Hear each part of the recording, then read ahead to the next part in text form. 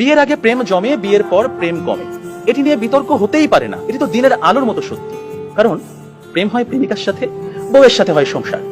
প্রেমিকাকে আদর করে বউ বলে ডাকা যায়, তাকে লোকের কাছে বউ বলে পরিচয় করিয়ে দেওয়া যায়। কিন্তু কখনো বউকে কি শুধুমাত্র প্রেমিকা বলে লোকের কাছে পরিচয় করে দেওয়া সম্ভব? সাহস আছে আপনাদের? সর্বনাশ হয়ে যাবে, ভাত বন্ধ হয়ে যাবে। সুতরাং বিয়ে নামক একটি ঘটনার পর প্রেমিকাই থাকে না। যেখানে প্রেমিকাই থাকে না, সেখানে প্রেম জমবে কিভাবে? সেখানে প্রেম কমবে, প্রেম হারিয়ে যাবে। আবার প্রেমিকের দেয়া 2 পয়সার আলতা, কাঁচের চুড়ি কিংবা সস্তায় কেনা শাড়ি, এগুলো প্রেমের সময় প্রেমিকার কাছে থাকে আদরের, থাকে ভালোবাসার, থাকে যত্নের। কিন্তু বিয়ের পর বউয়ের কাছে এগুলো হয়ে যায় চোখের বিষ। একজন সত্যিকারের প্রেমিকের প্রেমের উপন্যাসে বিয়েই কখনো শেষ পৃষ্ঠা হয় না।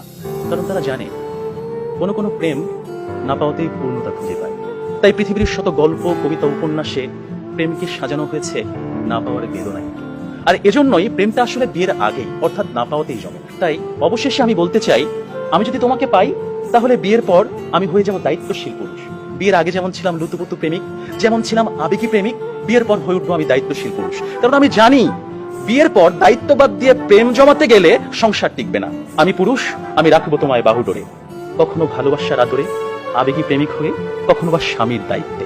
যেভাবে কবি বলেছেন, সাজিয়ে গুছিয়ে তবুও ঠিক কাব্য করে বলা গেল না।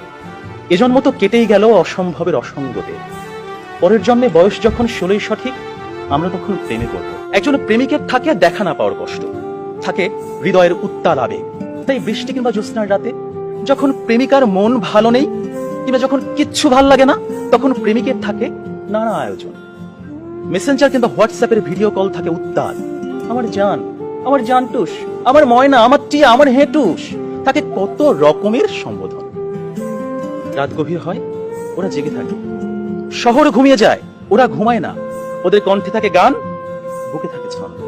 কমলাবরণ মুক্তি তোমার, চাঁদের মতন হাসি, সত্যি করে বলছি আমি তোমায় ভালোবাসি।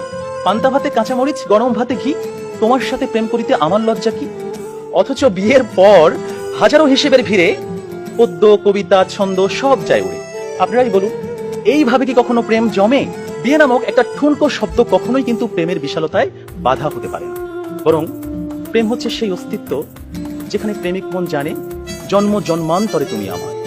তোমার সাথে আমার বিয়ে হোক আর না হোক, তুমি আমারই ছিলে, আমারই থাকবে। হুমায়ুন আহমেদ বলেছেন, যে প্রেম যত গোপন, সেই প্রেম তত গভীর। কোনো এক বসন্তের বিকেলে সবাইকে ফাঁকি দিয়ে দুজনে 2 টাকার বাদাম, 1 ঠোঙ্গা ঝালমুড়ি, কিংবা কোনো একটা নির্জন কফি শপে 2 কাপ কফি, বুকে দুরু দুরু ভয়, কফির ধোঁয়ায় ধোঁয়ায় প্রেম জমে কি।